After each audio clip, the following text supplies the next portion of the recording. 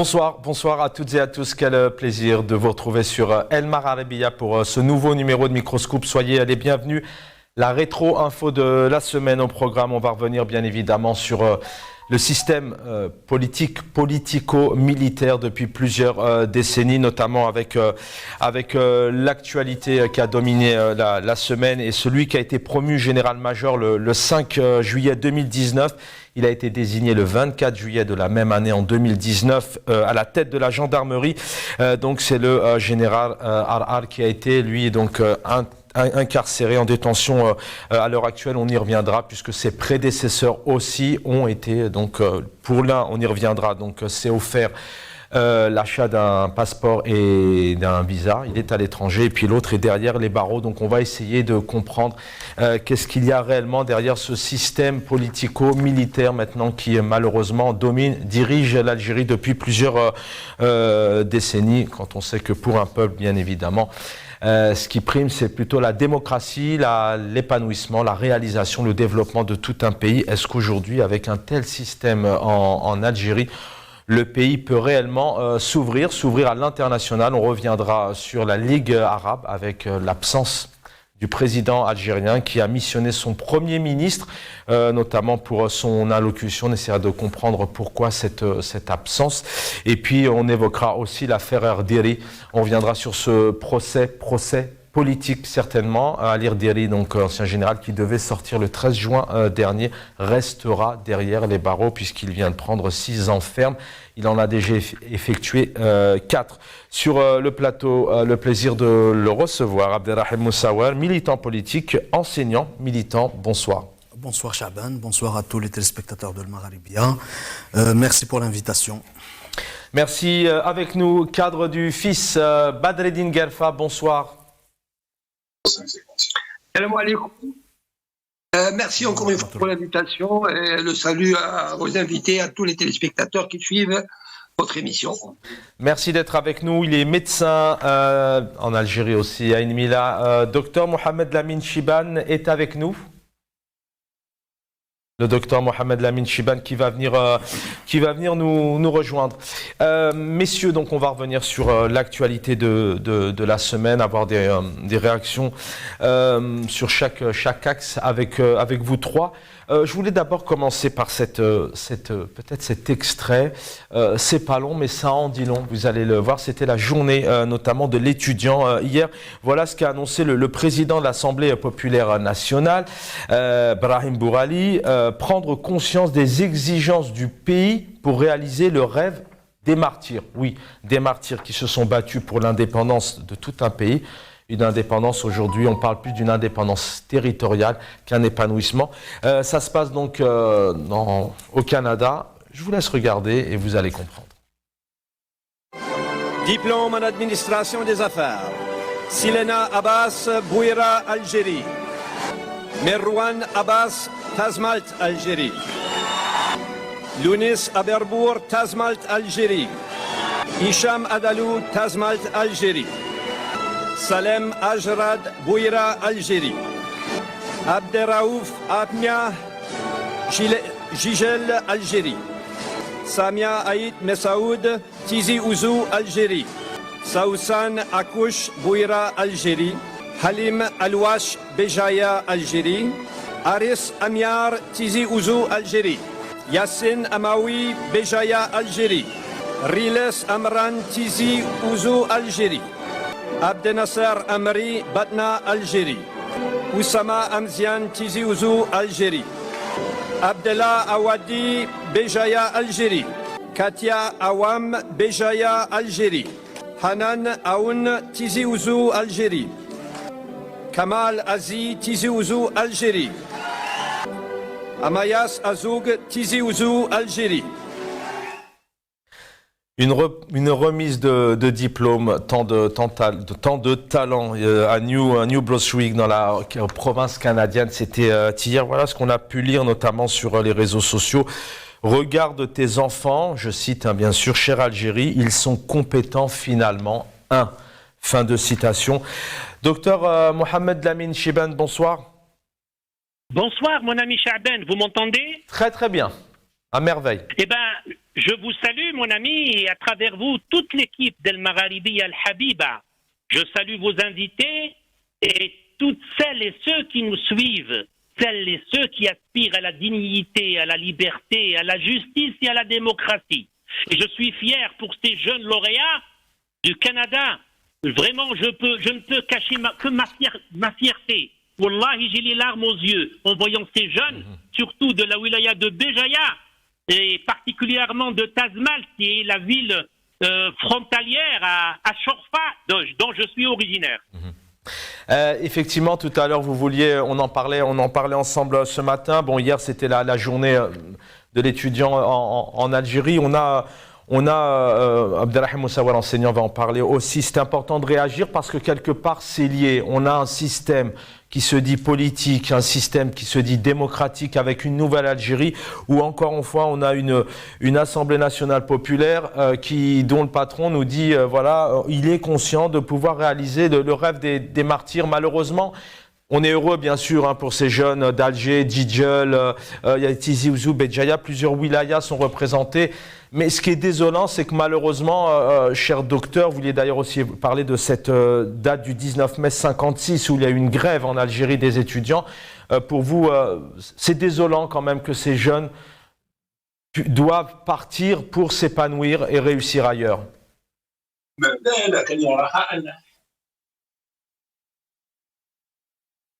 Alors, docteur Mohamed Lamine Chiban, oui. Oui, je vous entends. Je suis vraiment sidéré quand je vois des étudiants qui ont dit le 19 mai 56, ils avaient rejoint le maquis. Et vous m'entendez, si Chaben? Très très bien, très très bien. Ah, très bien. Et donc, cet appel du 19 mai 56, c'était un coup dur pour les autorités coloniales qui misaient sur l'assimilation de l'élite algérienne. Malheureusement, pour cette France coloniale, l'appel dans le Moudjahid, à quoi sert d'avoir des diplômes quand vos épouses, vos sœurs sont violées? Nous ne ferons pas de meilleurs esclaves. Ça, c'était l'appel du 19 mai 56. Et il est à rappeler pour les téléspectatrices et téléspectateurs que l'UGMA, l'Union Générale des Étudiants Musulmans Algériens, qui a été fondée le 8 juillet 55, bien avant l'appel du 19 mai 56. Et c'était présidé par le docteur Ahmed Talb Ibrahimi, que Dieu lui prête longue vie. Et il était secondé par l'Ayesh Yeker, un homme connu qui était ministre du Commerce du temps de Boumediene. Et puis sans oublier les membres fondateurs, tels que, je cite quelques-uns, si vous permettez, si Chaben, Bel'id Abdeslam, Mohamed Siddiq Ben Yahya, Jamal Houhou, le frère du shahid Reza Houhou, Abdelmalek Ben Habiles, Lamine Khan, le grand Lamine Khan, Kellou, Messoudaït Chalel, Khmisti, celui qui est mort dans des conditions obscures, et le professeur, le docteur Bachir Oulderouis. Je citais quelques-uns, mon ami Chaben, mais il faut rappeler aussi aux téléspectatrices et spectateurs que l'Union Générale des Étudiants Musulmans, avant cette création, il y avait déjà l'Association des étudiants musulmans de l'Afrique du Nord, qui a été créée en 1919 à Alger. Et puis même en 1927, par la suite, c'était l'Association des étudiants musulmans nord-africains. Et sans oublier l'association des étudiants zaytouniens, donc les étudiants, ils étaient vraiment mobilisés et ils étaient conscients. Et juste après l'appel du 19 mai 56, il y a eu 157 étudiants qui ont regagné le maquis, mon ami Chaben. On aura le temps. Est-ce que vous permettez que je vous cite au moins quelques martyrs? Très, très rapidement, on aura le temps certainement demain, on va certainement se consacrer du temps à cette date puisqu'il y a l'actualité. Mais surtout, je voulais aussi revenir sur un point parce que c'est lié à ce système qui dirige l'Algérie, Abdelrahim Moussawar, maintenant depuis plusieurs années. On a ces jeunes, cette jeunesse. C'était important de diffuser ces images. Les étudiants, c'est la jeunesse, c'est le développement d'un pays. On va entrer maintenant dans cette première thématique. On a un système aujourd'hui, un système mais politico-militaire. On a une nouvelle Algérie qui est quand même annoncée depuis maintenant plusieurs mois par le président algérien. Mais malgré tout, on a autant de jeunes qui s'exilent, qui partent et qui, heureusement pour eux, mais malheureusement pour l'Algérie, ne peuvent pas rester dans ce pays. Je pense que la plus belle démonstration de ce divorce, que l'on puisse qualifier de divorce consommé entre le peuple algérien et le système néocolonial qui nous gouverne depuis 1962, cette plus belle démonstration a été faite par les étudiants depuis le début du Hirak 2019. Les vendredis de toute l'Algérie et les mardis des étudiants. Et il faut savoir aussi que puisqu'on parle dans ce sens, dans cette perspective, les revendications, les slogans, les éléments du langage utilisés tous les vendredis étaient magistralement appuyés par les revendications qui venaient 2-3 jours avant, notamment le mardi des étudiants. Aujourd'hui, quand on regarde ces images au Canada, d'un côté, bien sûr, moi qui suis étudiant, je suis venu en tant qu'étudiant. Et vous êtes enseignant à Paris. Je suis enseignant en région parisienne.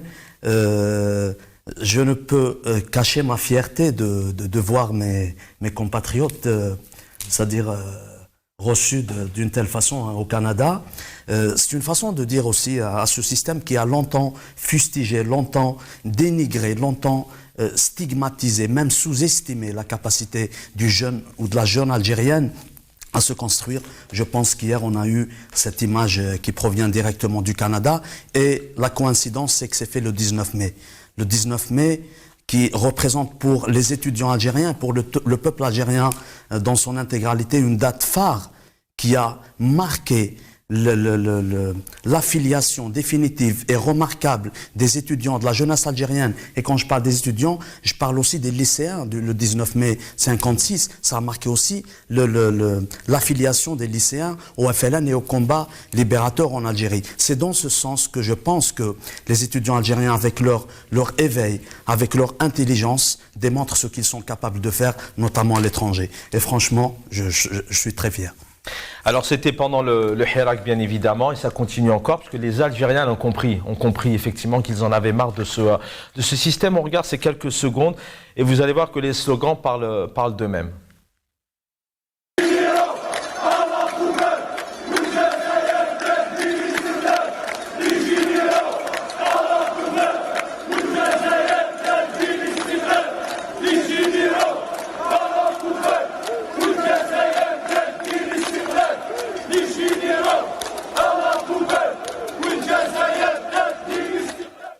Voilà, un slogan qui parle de tout son sens. Alors il y a toujours, les Algériens ont fait preuve d'humour, parfois de colère, de passion, d'émotion, de larmes. Les généraux à la poubelle, Daoula Madaniya aussi et Machi Askariya, donc un état civil et non militaire.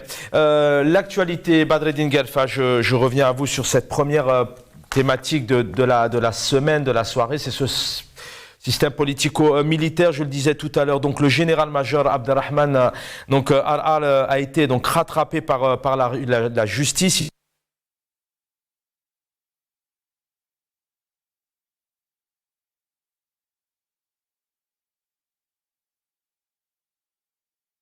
Il devient le 3e commandant de la gendarmerie nationale. Oui, vous ne rêvez pas, en Algérie c'est possible, à être poursuivi.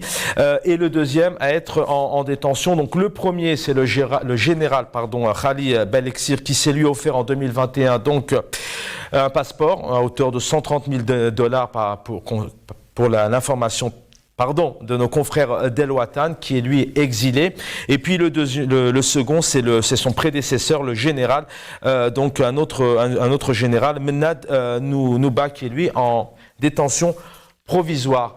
Vous êtes en Algérie, cadre, militant politique du FIS. Ce système, les Algériens l'ont compris, un système qui déstabilise, qui fragilise le pays et qui bloque, qui freine le pays certainement à son développement. C'est ce système politico-militaire, on le comprend encore dans cette affaire où... D'abord, laissez-moi dire un mot, puisque nous sommes le 20 mai, c'est-à-dire une journée après le 19 mai. Quand même un mot pour les étudiants algériens.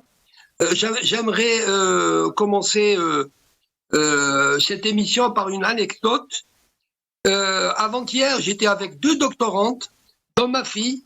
Je voulais leur acheter de quoi manger avant qu'elles rentrent à la cité universitaire. Savez-vous ce qu'elles m'ont dit? C'est pas la peine parce qu'aujourd'hui, le repas il est amélioré. Nous avons des spaghettis avec du poulet. Je leur ai posé la question, j'ai posé la question à l'ami de ma fille. Je lui ai dit, le 19 mai, ça représente pour vous, qu'est-ce que ça représente? Talb Abdelrahman, c'est qui? Elle ne savait même pas ce qu'était Talb Abdelrahman. Je dis ça, ça ne veut pas dire qu'il n'y a pas d'étudiants qui sont عندهم une maturité, qui عارفوا le mouvement estudiantin, mais quand même, il faut être honnête avec nous-mêmes.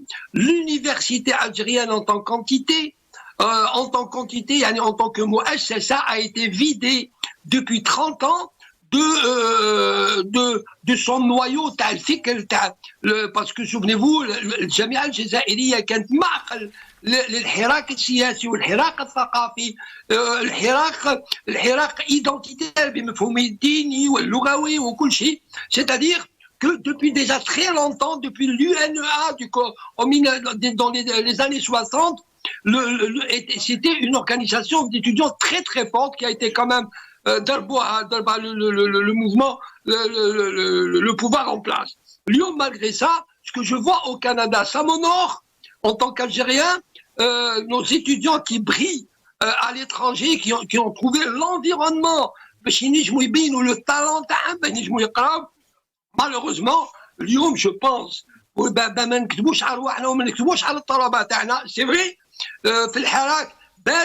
certaines universités ou un certain nombre d'étudiants qui ont un éveil politique, mais je pense que c'est nécessaire mais très insuffisant. Il y a un grand travail à faire de l'université parce que au moins les années 60, 70, 80 jusqu'à 80. Donc ça c'est pour les étudiants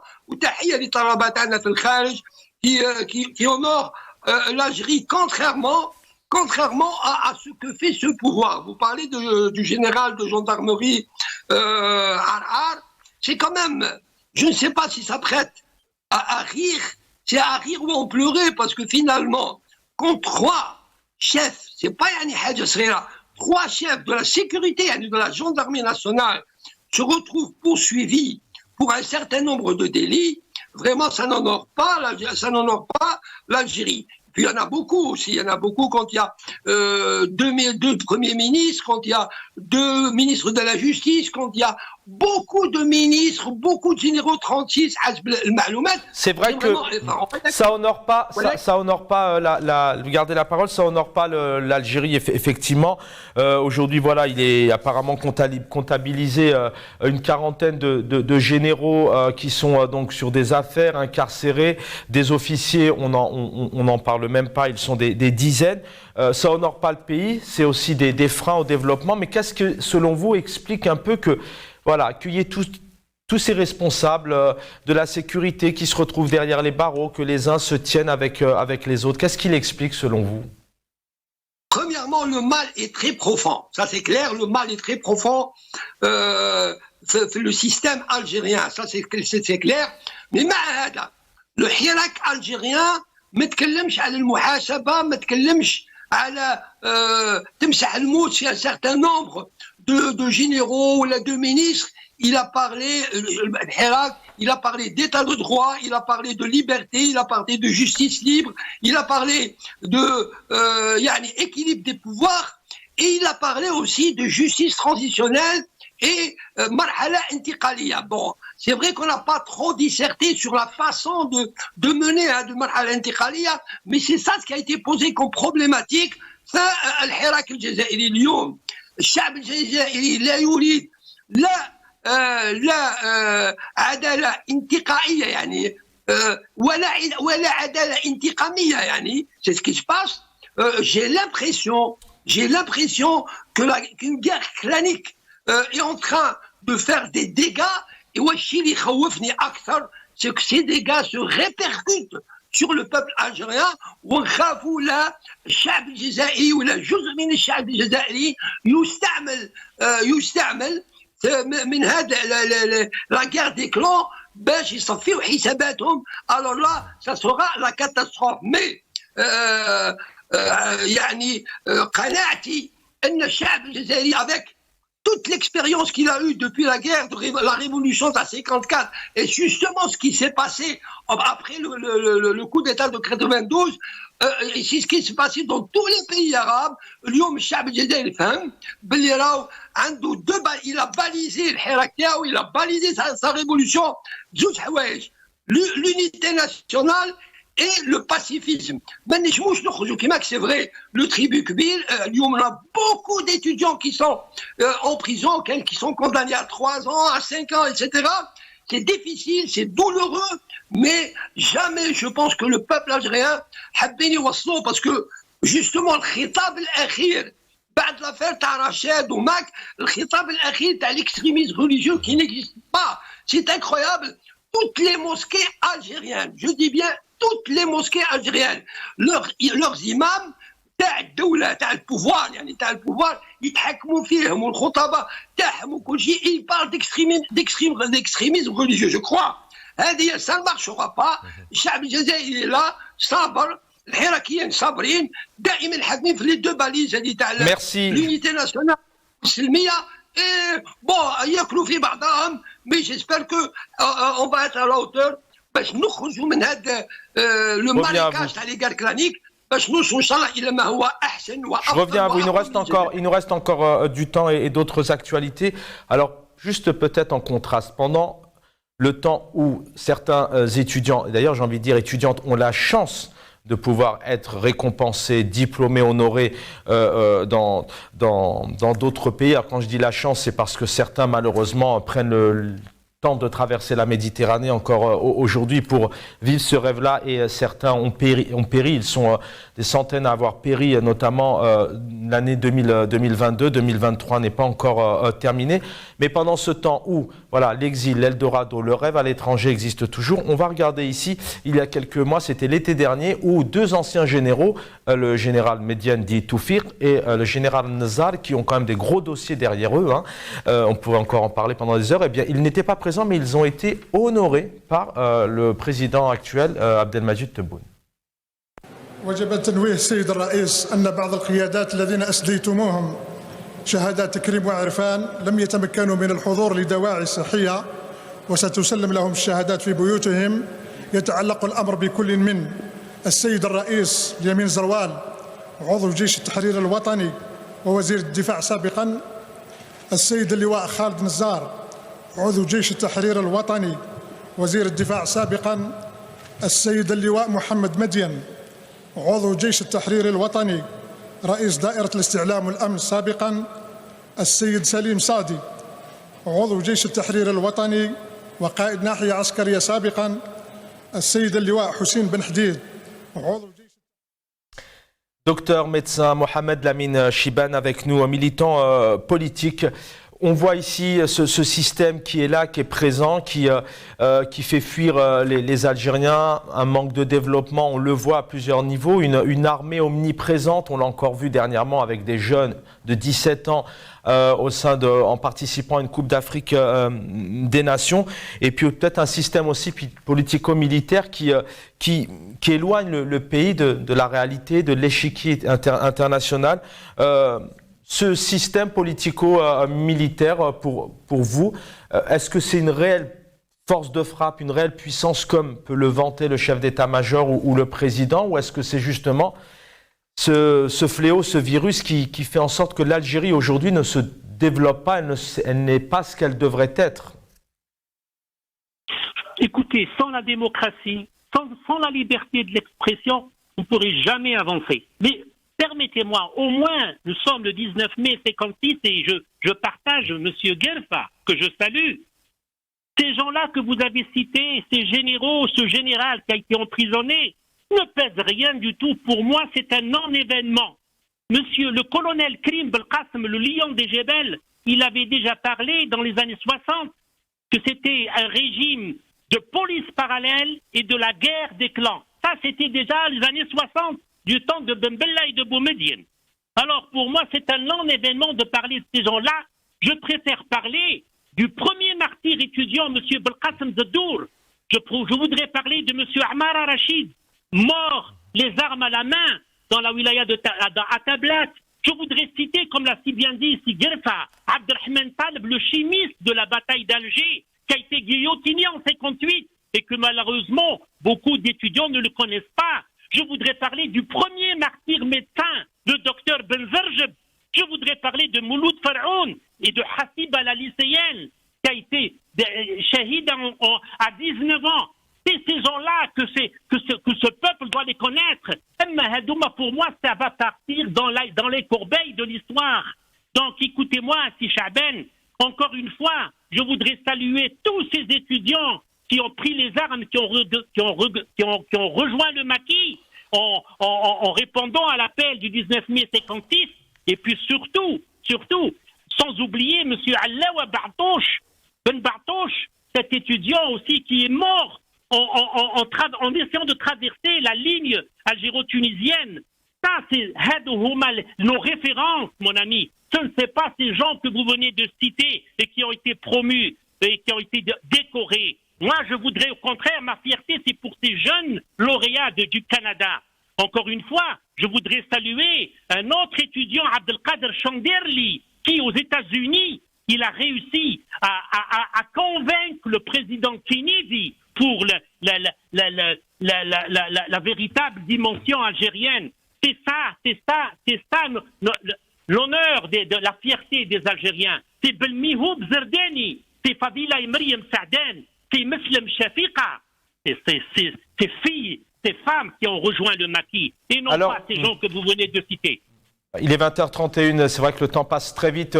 Certainement, on consacrera énormément de temps à cette journée. On reviendra, hein. C'était vraiment au début de l'émission pour vraiment donner aussi la place à ces lauréats à l'étranger. Alors ce système, je le rappelle bien sûr, hein, vous l'avez vu dans le titre de l'émission, politico-militaire, notamment comme certains l'ont exprimé, notamment, c'est le terme qu'a employé effectivement le président français en exprimant un peu la politique en Algérie et en disant clairement que le président algérien l'Algérie était dans un système politico-militaire. Donc pour reprendre un peu la définition d'un des chefs d'État, notamment français. Voilà, je voudrais vraiment vous entendre 2 minutes là-dessus. Est-ce qu'aujourd'hui, en 2023, ce système, comme on peut l'appeler, où les militaires sont omniprésents en Algérie, le système militaire de l'université d'ailleurs, on l'a encore vu dernièrement, un gros pouvoir décisionnaire qui prime énormément sur tout. Est-ce qu'aujourd'hui, pour vous, ça pèse énormément sur ce pays qui devrait ne pas être à la hauteur aujourd'hui? C'est Chaben. Ces régimes qui sont fondés sur le parti unique, sur la négation de la démocratie, des libertés politiques et individuelles, ne peuvent pas avancer. Et là, justement, il est temps que ce régime puisse tendre la main à la véritable démocratie pour avancer, parce que nous avons du pain sur la planche. Nous avons des milliers d'handicapés, des millions d'handicapés, 2 millions d'handicapés, des retraités, des chômeurs. Nous avons plus de 2 millions de chômeurs diplômés. Alors, il est temps qu'ils se ressaisissent et qu'ils prennent vraiment le taureau par les cornes. Merci Abdelrahim Moussaouel pour refermer un peu cette question. C'est vrai que l'Algérie aujourd'hui, on a quand même un président qui est là sur une nouvelle Algérie avec des annonces qui sont faites, des mots, des propositions, une élection qui arrive, on en parle peu, et on a tout de même un système militaire qui est très présent, qui peut à la fois pourrait permettre glorifier un pays dans le cadre de sa défense, de son image à l'international, mais on a peut-être l'impression que ce n'est pas le cas aujourd'hui. Ce n'est pas le cas d'une présence de l'armée ou que cette présence, notamment militaire en Algérie, dans ce genre de régime, justement, est-ce qu'elle porte plus défaut? Est-ce qu'elle est, pour le pouvoir algérien, on pourrait comprendre qu'elle est plutôt positive. Mais d'un côté, on se rend compte quand même que parfois ça peut créer des freins, comme sur la scène internationale par exemple, sur le développement du pays. On va parler de diplomatie dans un instant. De toute façon, l'institution militaire dans un pays qui se respecte, dans un État dit démocratique, État de droit, etc. Je pense que chaque institution, lorsqu'elle occupe sa place, la tutelle, les différentes tutelles des différents domaines qui font leur travail comme il le faut et qui s'en tiennent uniquement à ce que la constitution d'un pays ordonne, dit clairement à travers les articles d'une constitution, je pense que cela ne peut être que bénéfique pour un pays. Mais lorsqu'il s'agit d'une institution en Algérie, je ne pense pas que on puisse mettre, à mon sens, on puisse mettre au même niveau l'institution militaire que les autres institutions de l'État, alors qu'en réalité, ça devrait être une institution parmi d'autres qui doit se référer à ce que dit la Constitution, c'est-à-dire la protection du territoire, la non-ingérence dans les affaires politiques, la sécurité, la sûreté du pays. À travers cela, vous avez d'autres institutions, le ministère de l'Intérieur, la gendarmerie, la police qui fait partie du ministère de l'Intérieur. En principe, c'est-à-dire là, ce sont des notions de base, à mon avis. Par contre, en Algérie, c'est tout autre. La réalité, elle est tout autre. C'est-à-dire, on peut même revenir à ces coups d'État qui ont été faits, perpétrés en Algérie, même durant la guerre de libération. Le premier coup d'État qui a été perpétré contre Abban Ramdan, le fameux Abban Ramdan qui parlait de la primauté du politique sur le militaire.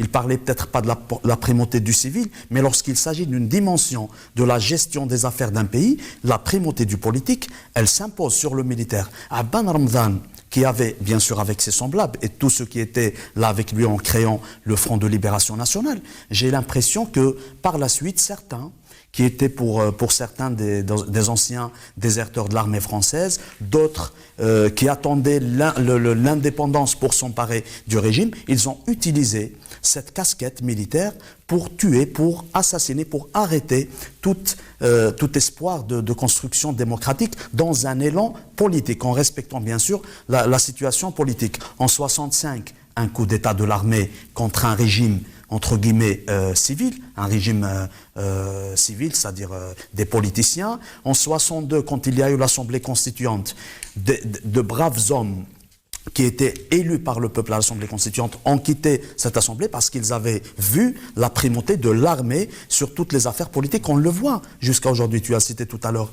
des exemples, les joueurs de moins de 17 ans, les lycéens, les matchs de foot, etc. Ça veut dire, ça nous renseigne sur la nature. On l'a toujours dit, mais on continuera de le dire. Tant que l'institution militaire... Et il faut qu'on clarifie un point très important.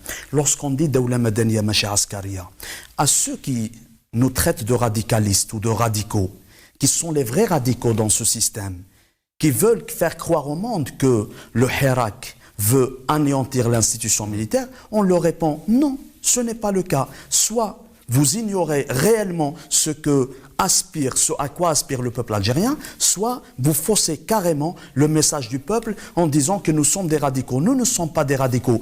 On ne veut pas que l'armée, l'Askar, soit à la tête d'une institution, des institutions de l'État qui sont des institutions légitimement mises en place à travers, bien sûr, selon la volonté populaire. Est-ce qu'on ne sent pas une certaine fragilité, instabilité? On l'a vu ici, le général Ar qui a été rattrapé par la justice. Ses prédécesseurs, un est exilé, l'autre derrière les barreaux, même à l'intérieur du système, à l'intérieur... Ce que je voulais dire, c'est que nous ne sommes pas contre l'institution militaire. Nous sommes pour le fait que l'institution militaire soit respectée et soit respectueuse des institutions de l'État. C'est-à-dire, elle va jouer son rôle comme il le faut. Après, le danger aujourd'hui, lorsqu'on regarde toutes ces... c'est-à-dire ces contrôles judiciaires, les ESTN, les arrestations, leur diri, etc., ça nous renseigne aussi sur des guerres de clans qui se font peut-être au plus haut sommet de l'État, et ça ne peut être que dangereux pour le pays. C'est pour cela qu'il est toujours important de rappeler et de dire à ce système qui nous gouverne, à ce régime qui nous gouverne en Algérie, pensez, regardez un peu ce pays, parce que si demain il y a une dislocation de l'État, il ne restera ni l'institution militaire, ni l'Algérie, ni les frontières, ni l'unité nationale. Badreddine Guelfa, une réaction sur le procès Ali Rderi, qui a pris donc 6 ans, il devait sortir. C'est un procès politique, une question très simple. Procès politique pour vous, ces élections qui arrivent, c'est ça la principale cause pour ce procès qui va bien sûr en défaveur d'Ali Rderi puisqu'il reste derrière les barreaux.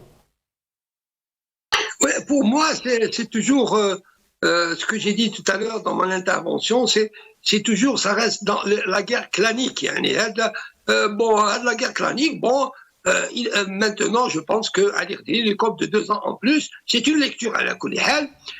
Bien entendu, dans les principes, je ne peux pas être d'accord avec le mu'amala t'a nas. Ça c'est vu, on a vu ça avec Ali Rderi, on a vu ça avec d'autres. On a vu ça avec Général Toufiq et quelques temps plus tard, il a été honoré. On a vu ça avec Khaled Nazar, quelques temps après, il a été honoré, etc., etc.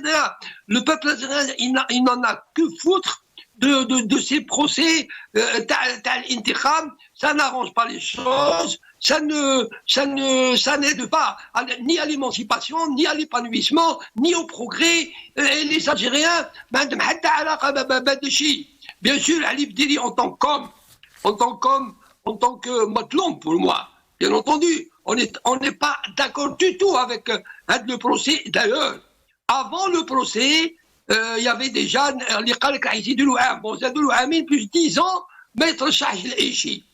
Bien entendu, il faut dire aussi qu'au point de vue politique, le peuple algérien fait Hirak en 2019, le peuple algérien il a été en avance par rapport à ses noms, que ce soit Ali Rderi ou d'autres. Ali Rderi, par exemple, a été candidat aux élections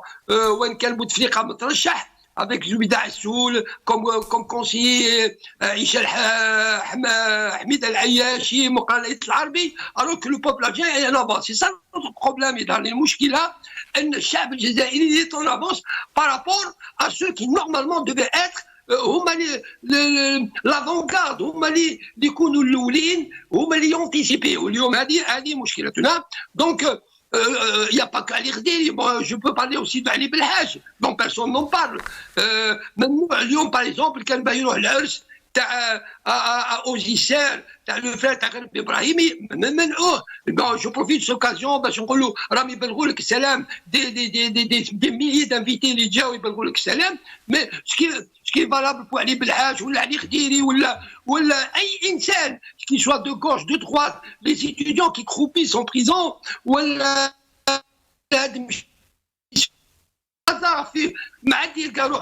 de prison. Moi, la dernière fois, j'ai rencontré quelqu'un, il y a 8 mois de prison, un homme d'un âge. 8 mois de علاش خرجنا له après 8 mois في الافير تاع الحرائق تاع الكابيني لقاو هاز كاميون راح يطيش يطيشهم حطوه ضرب 8 شهور في الحبس ظلما وعدوانا. Des cas pareils, c'est des milliers de cas. Donc basta, je pense qu'il faut revenir à la raison, que ce soit les élites اللي عندهم نقولوا عليهم انا فيش اللي راهم مربوطين بسيرتان سيركل ولا les véritables tenants du pouvoir ou les gens raisonnables même dans les partis تاع الولاء هذوما Je reviens à vous. لازم يفهموا une fois pour toutes les militants تاعهم qu'il faut لازم يسترجعوا احزابهم كلهم يسترجعوا احزابهم pour le bien de l'Algérie. Merci. Pour continuer là.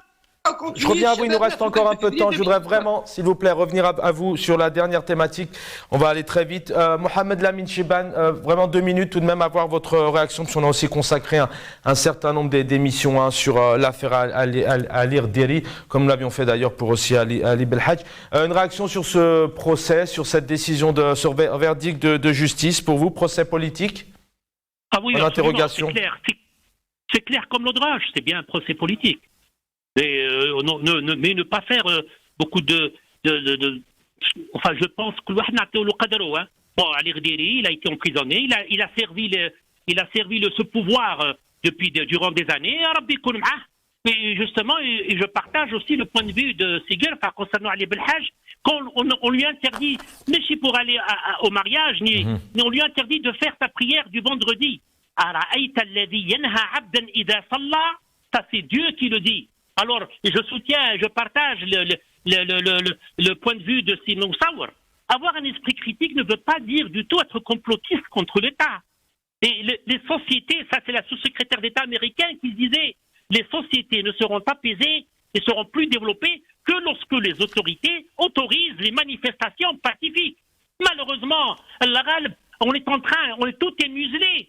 Et là, justement, j'attire l'attention de cette élite. Comme le disait Dr Sidhoum, que je salue, les titres et grades universitaires sont sans valeur quand on brade sa dignité et son honneur. Alors il est temps que cette élite puisse participer et parler. Hein, et en même temps, je lance un message aux faux islamistes et aux pseudo-démocrates non pratiquants qui sont là à soutenir un pouce, quel que soit ce pouvoir. Malheureusement, voilà la situation où on est. Et notre vie commence à s'arrêter le jour où on gardera le silence. Ça, c'est Martin Luther King qui le disait. Voilà. Et merci, donc, docteur. Nous refusons la soumission. Nous refusons l'obéissance. Nous refusons de courber les chines. Nous sommes fidèles aux étudiants de Fécantis, aux chouhada de Fécantis. Voilà, c'est Chaban. Merci, docteur.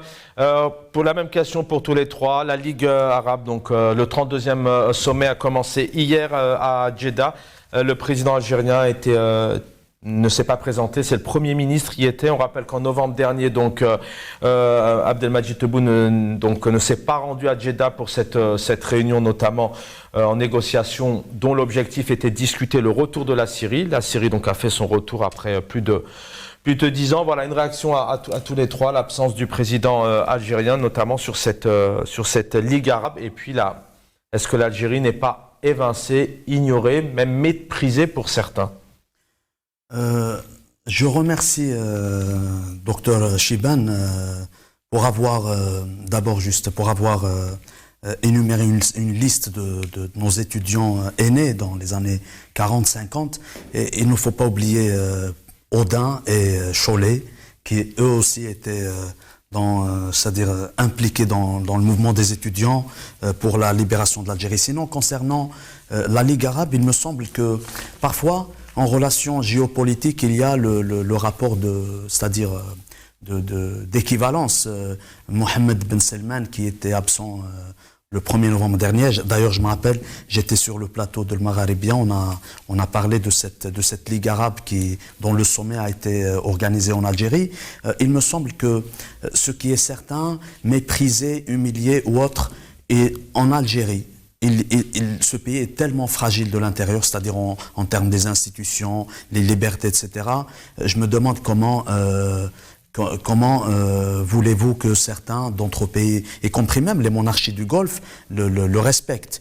Peut-être que ce qui est remarquable aussi, c'est la présence du président de l'Ukraine, qui est l'invité de ce sommet arabe.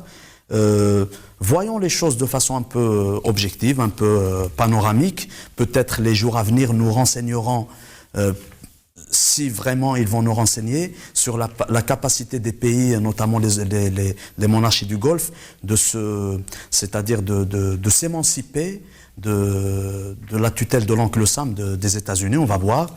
Sinon, mon point de vue par rapport à l'Algérie sur ce point, c'est que on se demande, même pas une année après la tenue du sommet arabe à Alger, est-ce qu'il y a eu de vraies résolutions? Est-ce qu'elles sont respectées? Il y a eu des négociations il y a quelques mois de cela pour réinclure la Syrie au sommet arabe, alors que l'Algérie n'a pas été présente dans ces négociations.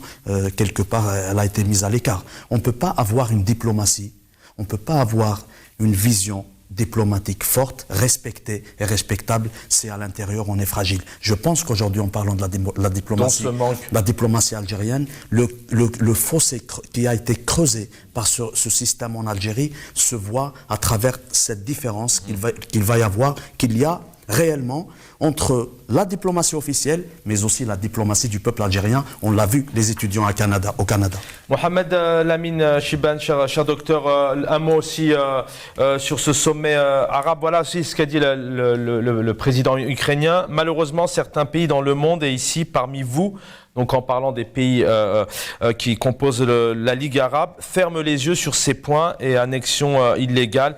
Il a dit clairement que certains pays fermaient les yeux sur certains points, dont les guerres. Mohamed Lamine Chibane, sur ce sommet arabe, l'absence du président algérien, manque de présence peut-être, de crédibilité ou de légitimité aussi à l'international.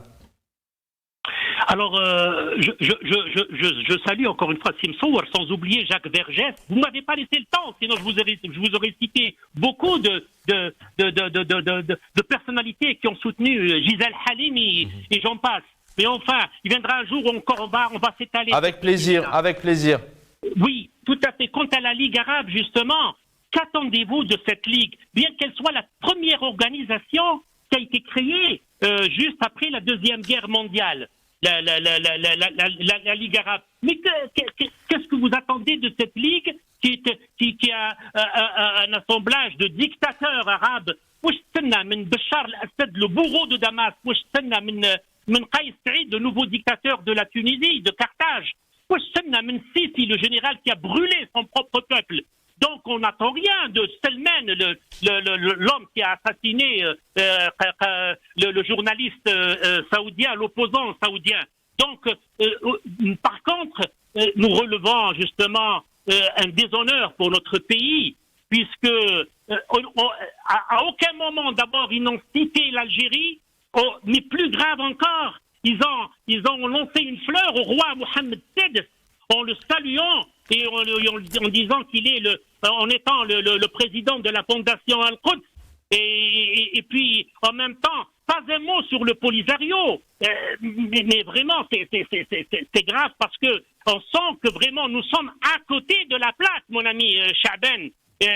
Vraiment, cette Ligue arabe, l'Algérie a tout perdu. En plus, comme l'a si bien signalé, c'est Moussaour, il y a eu le G7, qui est la conférence des 7 premières puissances au monde, qui vient d'accueillir Zelensky. Et ce même Zelensky, il est venu, donc il a stigmatisé le bourreau de Damas, d'une part, et en plus, il s'est permis de critiquer les pays arabes qui ne l'ont pas soutenu et qui ont soutenu la Russie. Donc, merci, moi, cher docteur.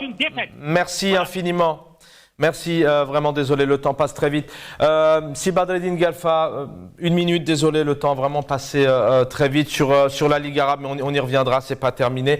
Surtout la position d'Algérie, la Ligue arabe, elle est ce qu'elle est, mais surtout la position de l'Algérie, l'absence du président algérien, la légitimité à l'international. 1 minute et on va se dire au revoir. Je ne parlerai pas de la présence ou la non-présence du chef de l'État algérien.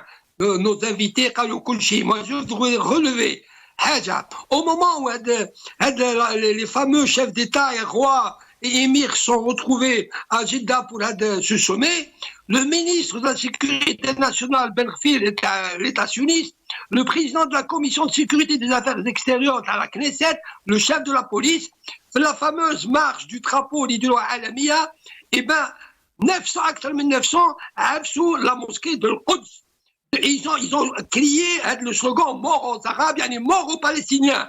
Donc, ces chefs d'État, Ram fi blasa, et les peuples arabes sont fi blasa. Je terminerai, mais quand je m'attue à Chaban Qassi, je vous dis quand même, ça n'a rien à voir avec le mawdou. Pour l'orée de Zakaria el-Monkad que j'ai visité ce jeudi à Boussaada, pour être honnête, pour la première fois,